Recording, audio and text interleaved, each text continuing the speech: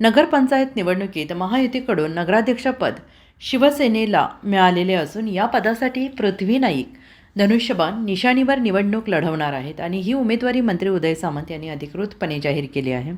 त्यांच्या शिष्टाईमुळेच महायुतीमधून हे पद शिवसेनेच्या वाट्याला आलेले असून कार्यकर्त्यांमध्ये आनंदाचे वातावरण आहे आणि या घोषणेनंतर शिराळा तालुक्यात शिवसेना कार्यकर्त्यांमध्ये उत्साहाचे वातावरण निर्माण झाले आहे.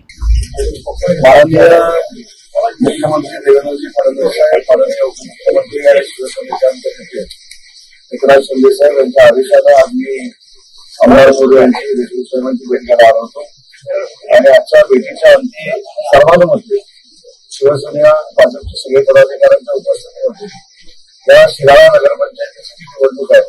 इथे नगराध्यक्ष पदाचा हा उमेदवार शिवसेनेचा असेल धनुष्यबाणावर लढेल अशा पद्धतीचा निर्णय आम्ही सर्वांमध्ये घेतलेला आहे.